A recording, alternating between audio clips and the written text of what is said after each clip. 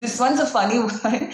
Is she speaking in Hindi or is this something else? Some random people just give us that creep stare, and then from that time, I think it kind of like affected me academically. It takes only a blink of an eye to form a first impression. A glance is enough for us to weave one story. But how much of this narrative is true? We asked you to give your first impression of a person on Instagram. Now they get to share their story. Welcome to One of Us.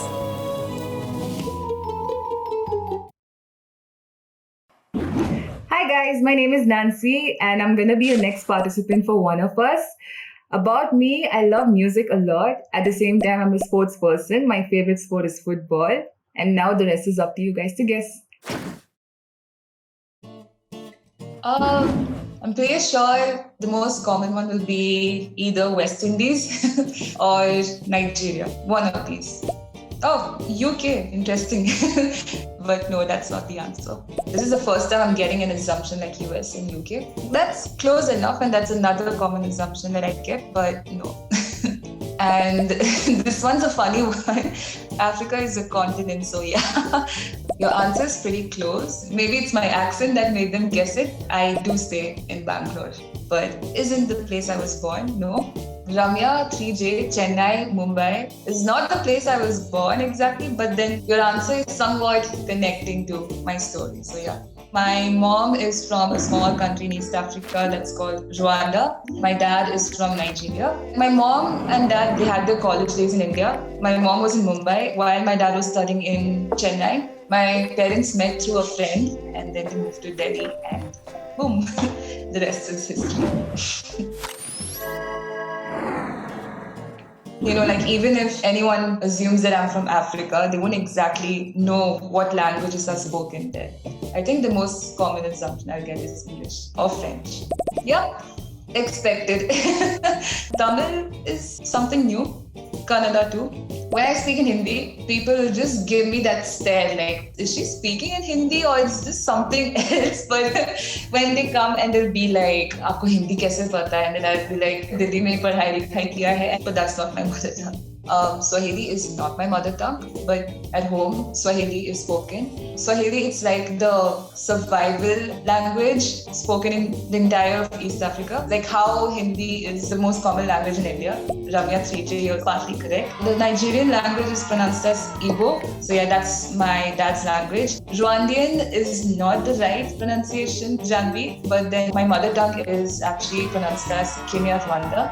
But the most commonly spoken language at home is English because I do not speak my mother tongue that well. Since I cannot, cope up with the language, I feel like a foreigner when I go home. Also, not knowing the language over there, it's a big deal. Maybe it might not be what they're thinking, but I just get the consciousness that they'll have this judgmental expression that, oh, she's different from us, but she looks like us, but she's not a part of us. That's why it was never easy for me to bond with my fellow Africans. So I interact most often with Indians, so that's how I'm comfortable.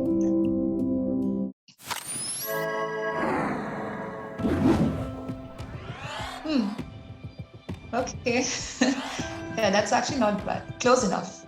The reason why I chose 50-50 is because number one, when I step outside and I go, of course, I do face the discrimination thing. Like, let's say on the basis of the color, it'll just go on like Kali Kaluti or something like that. On the other side, it'll just make fun of my hair. In the beginning, I used to obviously like take it seriously, but then my mom taught me how to just get over with it because she knew how to face it. If my mom and I go outside and then some random people would just give us that creep stare, and then my mom would just stare at them back, and then you should just go like, "Kabhi insaan ko nahi dekhe kya? Aise kyun dekh rahe ho?" like that. So like whenever she used to clap back at them, I'll just be embarrassed at once, but at the same time, I'll just let her carry on because she is doing the right thing. I think because of her, like I kind of like got through with the discrimination part, and then it wasn't a big deal afterwards.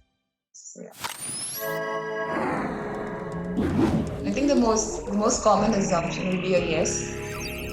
All right, not bad. The ones who said yes, I think I will go with them. The most I struggled was in 7th grade when I had moved to Bangalore because my parents got caught up in the rough patch and they got separated. And then from that time, I think it kind of like affected me academically. And already I wasn't that great in academics, but after the separation, like my mom wanted to put me in the boarding school.